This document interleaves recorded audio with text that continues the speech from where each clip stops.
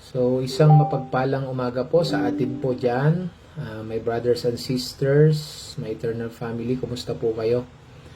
Ah, salamat po tayo sa Diyos for this opportunity na even in this platform ay malalwalhati natin ang Panginoon, no? Sa atin pong Dawn Worship. Ano po? So, this is my first time to be with you in Dawn Worship. Bear with me. Hindi po tayo sanay, no, na mag ganito, but sa tulong ng Diyos ay samahan niya po tayo to of course do His will, no? Yung ating fellowship, ang ating discipleship, talking with each other as a believer. So, as always, no, before we proceed to the Word, let us praise the Lord with our praise and worship song. Makipag-awit po tayo. Sambahin natin ang ating Panginoon through our worship. Let us praise Him. Itanghal na po natin siya, ang ating Panginoong Hesus. We enthrone Him. Maghari siya sa buhay natin this time, no po, in every aspect of our life. Let's do it for Him at maghari siya sa lahat ng aspeto ng ating buhay. Hallelujah. Let us sing to the Lord, and afterwards we pray. Hallelujah. Come on, church. Let us sing with Him. Hallelujah. Jesus, we enthrone You. We proclaim You are King. Standing here in the midst of us, we raise You up with our praise. Jesus, we enthrone You.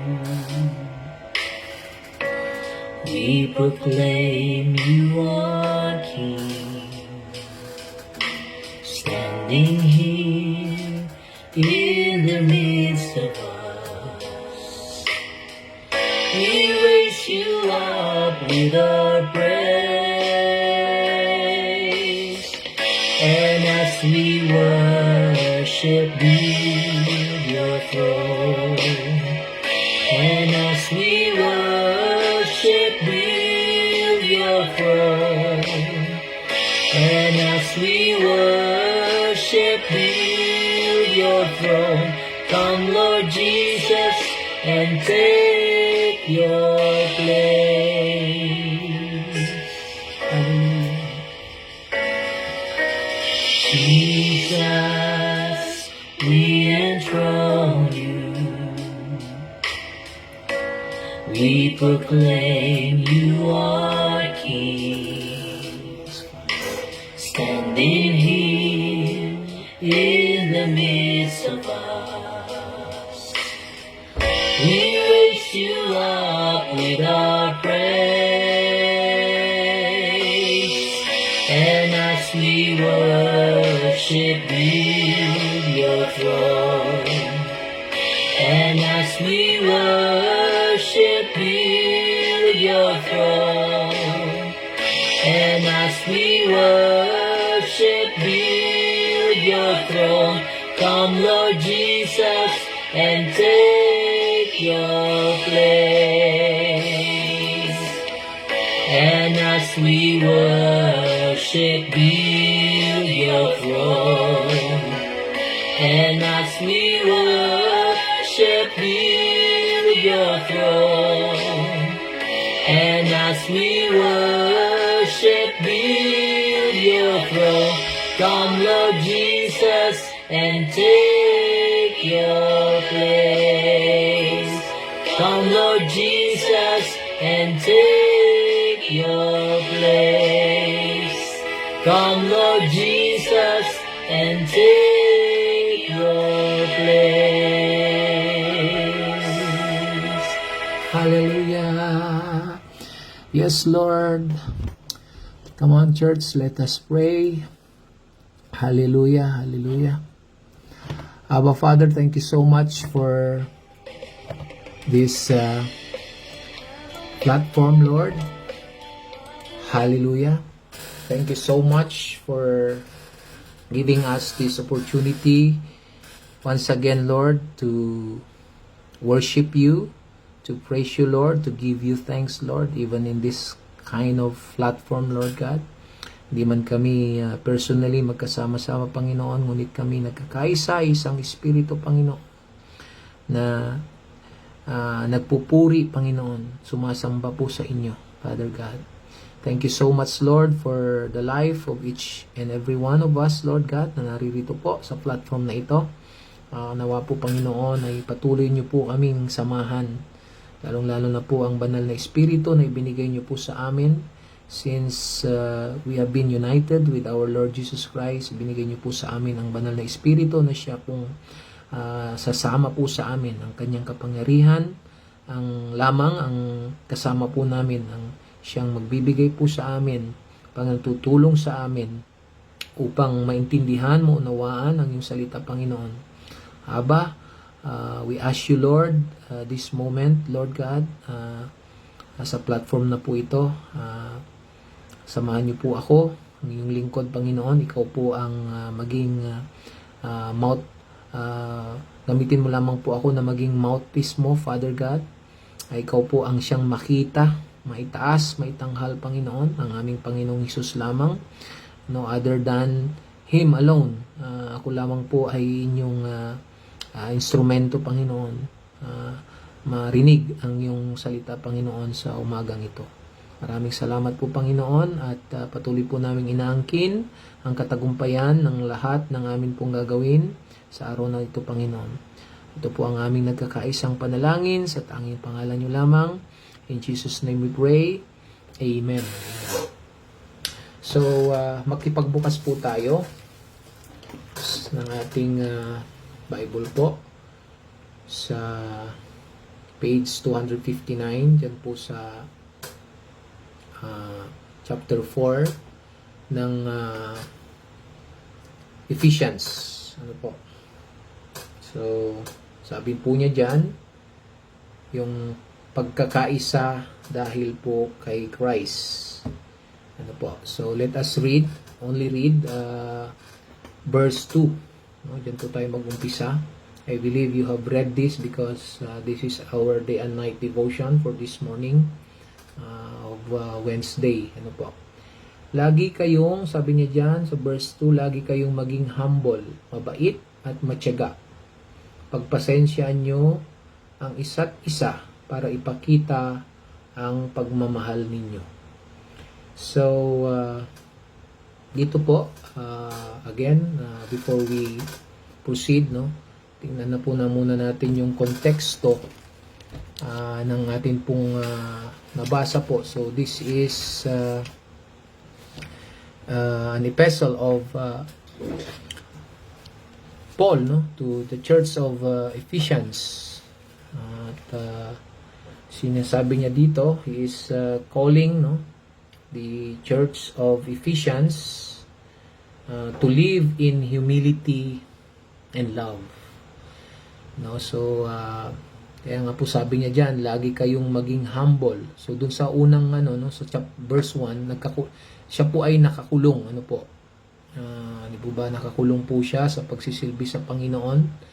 At siya nga po ay nakikiusap, no, sa Church of Ephesians na mamuhay ayon sa paraan na dapat, ayon sa pagkatawag nila, no, sa Diyos, no, yung calling po nila. So, sa atin ngayon, we can relate this one para po sa atin tong mensaheng ito. Tayo po na nakipag-isa na po sa Panginoon. He is also calling us to live worthy. No? At dyan po ay sinabi niya dyan sa verse 2 nga po, na mamuhay, no? Laging maging humble, mabait, at matyaga. Pagpasensya nyo ang isa't isa para ipakita ang pagmamahal ninyo. Sabi niya nga. So, sabi niya po dyan, no? We should live a life marked by humility, gentleness, and patience, bearing with one another in love. So, si Paul po ay in-emphasize niya po dyan kung paano po tayo makipagrelasyon. Yung relasyon po natin sa ating kapwa. Ano po? Sa ating kapwa mananampalataya, lalong-lalo na po. That we should reflect Christ's character. Lagi po nating sinasabi na mamuhay tayo, no, ayon sa Christ-likeness, yung napag-aralan natin ito lagi, no? Mamuhay tayo ayon sa ating Panginoong Hesus, yung karakter po niya, no? So, meron lang po tayong 3 punto dyan, no, na pag-uusapan. Yung una po ay yung embracing humility, no? Yung pagpapakumbaba. So, lagi na po nating napag-uusapan ito, ano po, yung pagiging humble. Laging nandyan yung humility sa lahat po ng nabasa po natin, ay hindi mawawala po yan, no, sa ating pong mananampalataya. So, sabi niya po dyan, humility is the foundation of healthy relationship. It requires us to recognize our own limitations and value others. When we humble ourselves, we create space for understanding and cooperation, fostering unity in the body of Christ. So, mababasa din po natin dyan sa Philippians, no? Philippians chapter 2 verse 3. Buksan po natin, magsibukas po tayo. No, this is a supporting verse po, no? Diyan po sa Philippians, after ng Ephesians, sabi niya po diyan ay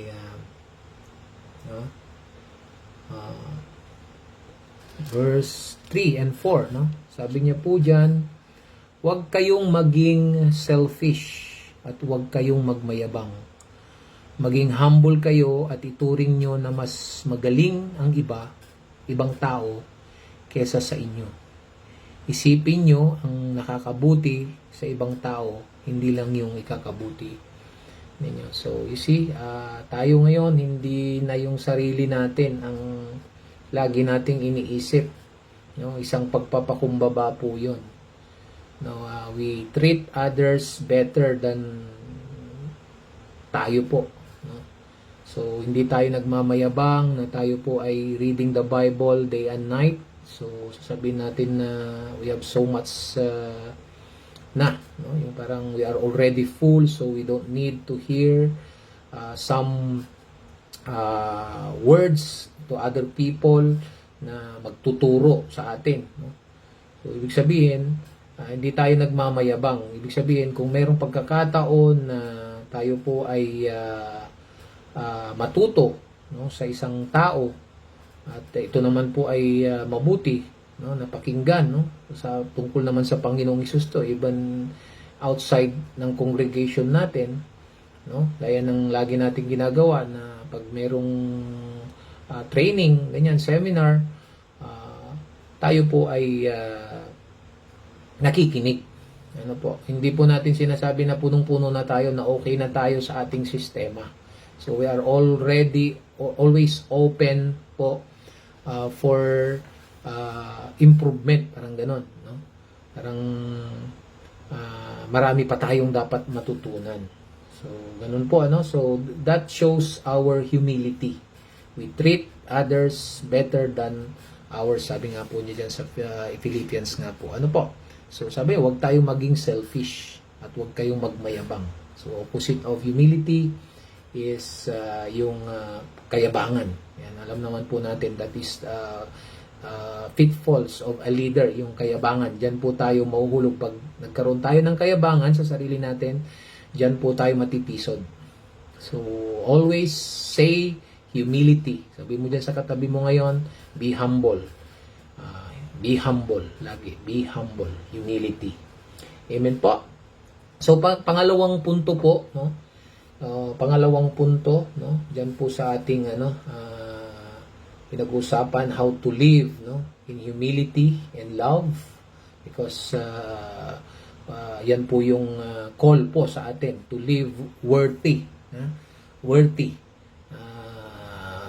of yung bang pagkatawag sa atin, sabi nga po ni Paul, no? So para maging worthy, number one, embrace humility. Let us embrace humility in our lives. And number two, sabi niya po diyan, let us practice gentleness, no? So sabi niya, gentleness is not a weakness, no? Hindi po ito kahinaan. It is a strength under control. In our interactions, we should strive to respond with kindness and compassion, especially in times of conflict, di ba? Paano mo ba ipapakita yung pagiging gentle mo during times of conflict? So, gentleness helps us to diffuse tension and opens doors, sabi niya dyan, for reconciliation and healing. Yun nga po, di ba? That is our ministry. Actually, laging sinasabi natin, iniiba lang yung pangalan. We are all representative. No, actually, in the Bible, sabi ni Daddy Ruel po, na pag-aralan po natin sa kanya, sabi niya, we have only two ministries lang. Yung ministry of reconciliation and ministry of giving, ang ating ministry. So, dahil nga doon, that is our ministry, so we should practice gentleness lagi at all times, di po ba? We should always practice gentleness. Of course, yung ating natutunan kay Pastora, kay Sister Bing, no, na yung the fruit of the Holy Spirit is one of that is gentleness. Ano po? One of that fruit is gentleness of the Holy Spirit, that since nung tinanggap natin ang ating Panginoong Hesus, no, God has given us that spirit, that fruit of the Holy Spirit. Kasama diyan po yung gentleness, no. As we read in basahin po natin in Galatians chapter 6 verse 1. So sabi niya po diyan, no, brothers and sisters, if someone is caught in a sin, you who live by the Spirit should restore that person gently. But watch yourselves, or you also may be tempted. So, meron pang warning din, no? So, again, tayo na nasa Panginoon na, so that na nakipag-isa na sa Panginoon, that the Holy Spirit na ipinangako ng Panginoon nasa atin na yon. And that fruit, automatically, nagbubunga po yon ng gentleness. No, yung kahinahunan, no, even in times of pag nagkasala yung kapatid natin, hindi tayo yung tipong nanguhusga kaagad. Let's talk to him honestly, but of course yung may kahinahunan, di ba? May kahinahunan, yung gentleness kumbaga, no, hindi tayo magaspang, no? Hindi tayo para dun sa tao na nagkasala. Kaya nga mag-ingat, sabi nga po niya dyan, so be watch yourselves, or you also may be tempted. Tempted in what? Yung nga pong baka magalit ka, na mahusgahan mo siya, no, na dahilan upang itong kapatid na ito ay yung mag-backslide, no po, dahil nga po doon sa mali po nating espiritu, na sabi nga wala na yun sa espiritu natin, because the spirit within us, since yung totoo yung pag-unite natin sa Panginoon ay fruit, no, yung being gentle. Amen po. So again, that is how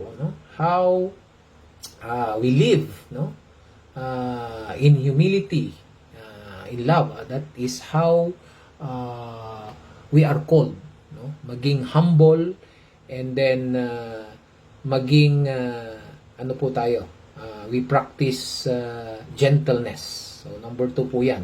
Ano pa po? So number 3, so malapit na po tayo, no? Agad-agad, no? Number 3, yung atin pong another, ano po yan, another spirit po dyan, yung we cultivate patience. Yan, yung isang ano rin po yan, fruit of the Holy Spirit, yung patience, no? May pagtitiis. No? Patience is essential in a world that often demands immediate results. By being patient with others, we show grace and allow for growth, both in ourselves and those around us.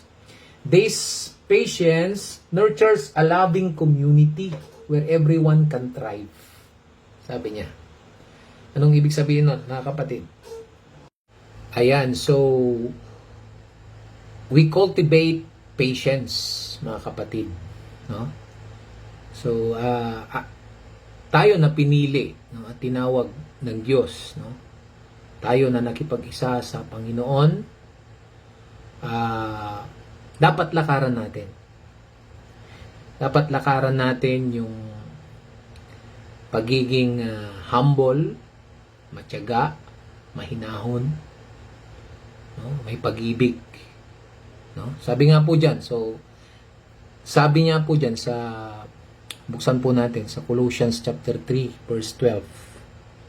Therefore, as God's chosen people, holy and dearly loved, clothe yourselves with compassion, kindness, humility, gentleness, and patience. To emphasize more, no? Basahin natin sa Pinoy version. Sabi niya diyan, dahil mahal kayo ng Diyos at pinili niya para sa Kanya, dapat maging maawain kayo. Mabait, humble, mahinahon, at mapagpasensya. Ayan. So, di po ba? So, yan po. Yan na yung buhay natin. Dahil nga po, sa pakikipag-isa natin sa Panginoong Hesus, kasama na po yung banal na Espiritu doon. Yung bunga ng banal na Espiritu ay makita sa buhay natin. Makita po yung pagiging humble po natin. Sabi niya po dyan. Pagiging mabait natin. Pagiging matyaga natin. Amen po. So yung fruit of the Holy Spirit, makita sa buhay natin. Gone are the days na, alam niyo, yung para bang wala pa tayo sa Panginoon, no? Madali tayong tinatawag na ma-impluwensyahan. Ibig sabihin magalit, no? Napakadali para sa atin. Nung wala pa nga, hindi pa tayo nakipag-isa. Pero this time, meron na tayong kababaang loob. No, meron tayong kahinahunan, meron tayong pagtsatsaga, pagtitiis. Ganun na yung buhay natin.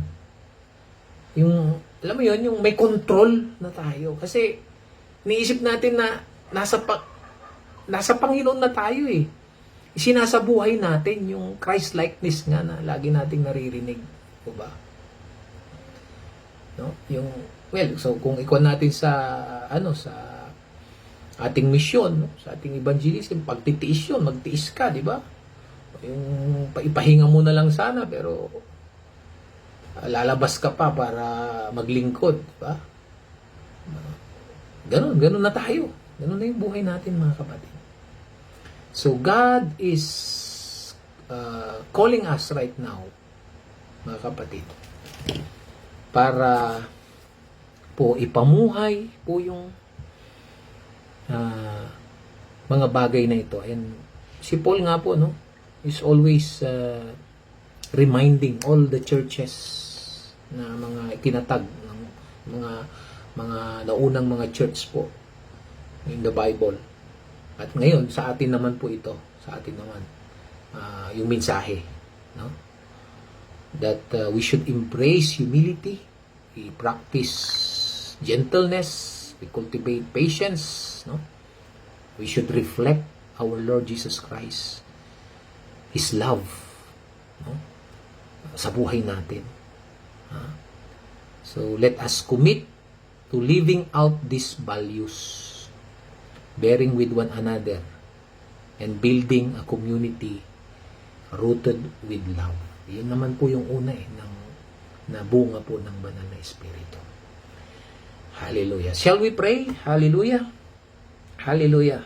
Abba Father, thank you so much, Lord, po sa inyong mensahe, Panginoon. Aming po narinig. Salamat po. At patuloy naming nauunawa, Panginoon. It's all about you, Panginoon.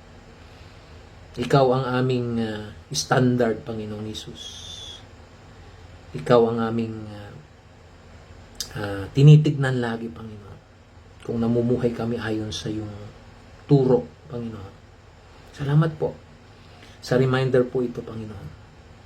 Dahil po kami ay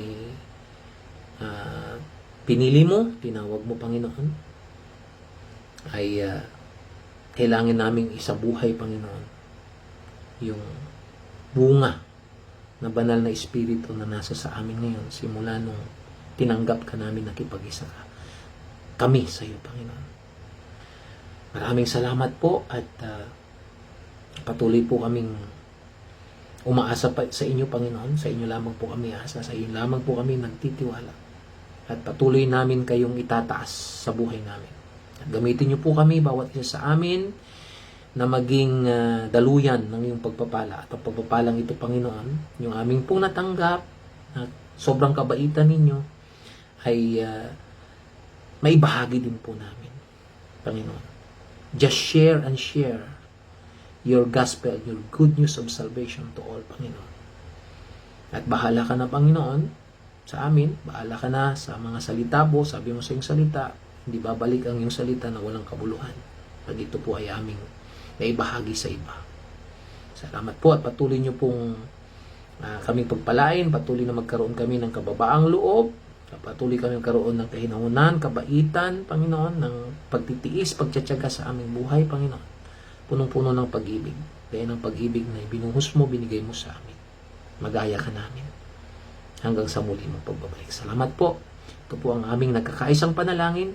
Sa tanging pangalan niyo lamang. In Jesus' name we pray. Amen. Amen.